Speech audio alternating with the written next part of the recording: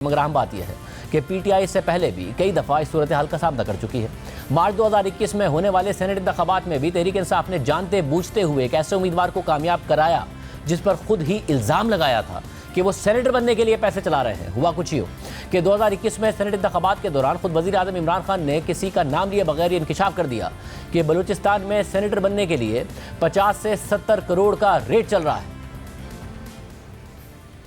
इस वक्त बलूचिस्तान में एक सेनेटर बनने का जो रेट जा रहा है 50 करोड़ से 70 करोड़ पे जा रहा है। वो जो इतना पैसा खर्च करेगा वो कोई हातमताई तो नहीं है, वो आके पैसा बनाएगा।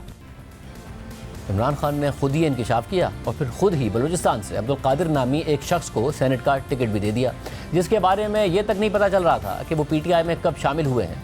फिर इस दौरान तहरीक इंसाफ बलूचिस्तान के रहनुमा बाबर यूसुफजई ने एक इंटरव्यू में इंकशाफ कर दिया कि अब्दुल कादिर ही वो आदमी हैं जिनके बारे में इमरान खान को शिकायत की गई थी कि वो सेनेटर बनने के लिए 50 से 70 करोड़ रुपए खर्च करके हॉर्स ट्रेडिंग की कोशिश कर रहे हैं। बहरहाल जब ये मामला मीडिया में आया, शोर उठा और पार्टी के अंदर से आवाज़ें आईं तो पीटीआई ने अब्दुल कादिर से टिकट वापस ले लिया।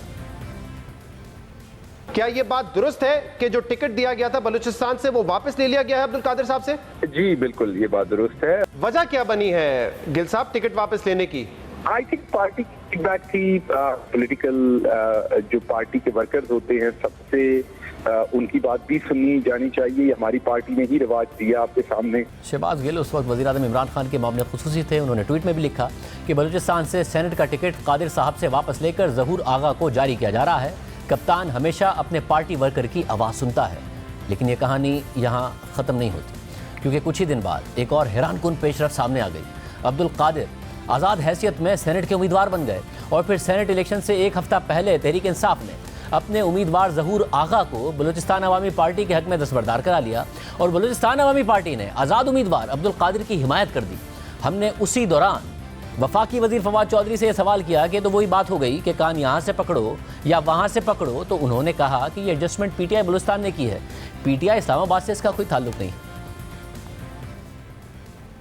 अब्दुल कादिर के ऊपर इल्जाम लगा, पहले एक दिन पहले उन्होंने पीटीआई ज्वाइन की थी, उन्हें टिकट दे दिया, पार्टी ने कहा यही तो है 70 करोड़ जो ऑफर कर रहा था, टिकट वापस लिया, किसी और को दिया, अब्दुल कादिर ने सपोर्ट हासिल की आपकी इत्तेहादी की और आप अपने इत्तेहादी के हक में विड्रॉ कर लिया अपना कैंडिडेट, तो ये कान यहाँ से या वहाँ से पकड़ने वाली बात हो गई। जब हमारी पार्टी ने ये कहा कि नहीं ये इनको कबूल नहीं है, तो वहाँ पर एक जो लोकल वर्कर है उनको टिकट दिया गया।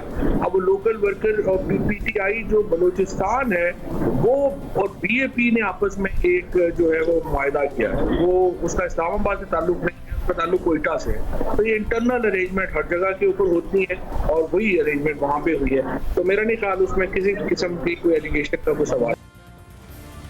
यानी पीटीआई ने उसी अब्दुल कादिर को वोट देकर सेनेट मुंतखब करा लिया जिनसे इस बुनियाद पर टिकट वापस ले लिया गया था कि वो सेनेटर बनने के लिए पैसे चला रहे हैं, और फिर सेनेटर बनने के कुछ दिन बाद अब्दुल कादिर को तहरीक इंसाफ में शामिल कर लिया। खुद इमरान खान ने बनी गाला में उनसे मिलकर उन्हें पार्टी में शामिल किया, जैसा कि आप स्क्रीन पर देख रहे हैं। इसी दौरान तहरीक इंसाफ ही के रहनुमा ये दावा करते रहे कि अब्दुल कादिर को पार्टी में कोई जानता ही नहीं है, उन्हें पार्टी में आने से पहले ही पार्टी का टिकट दे दिया गया।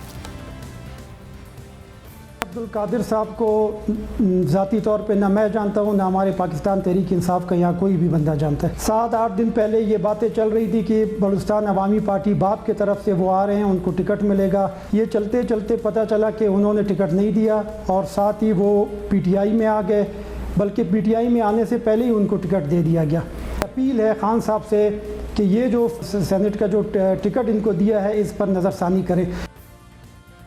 खुद फवाद चौधरी ने भी तस्दीक की कि अब्दुल कादिर सेनेट इलेक्शन से कुछ दिन पहले ही तहरीक इंसाफ में शामिल हुए थे। तो लोगों से बात हुई है बीएपी के लोगों से, और वो कह रहे हैं कि जहां तक हमें पता है कल तक ये हमारी जमात का हिस्सा थे, पाकिस्तान तहरीक इंसाफ करी थे। इससे पहले हमारी जितनी मीटिंग्स होती रही है उसमें ये बाप पार्टी की मीटिंग्स अटेंड करते रहे, तहरीक इंसाफ में नहीं थे ये। तो अगर शमूलियत हुई है तो आजकल में ही हुई होगी, इससे पहले नहीं हुई है। फवाद साहब दुरुस्त बात है, बाप में भी उनका करीबी था और पीपल्स पार्टी का ये पीटीआई का और बीएपी का अलायंस है बलूचिस्तान में, और दोनों पार्टीज की जो मीटिंग है वो ज़ाहिर मुश्तरका होती है।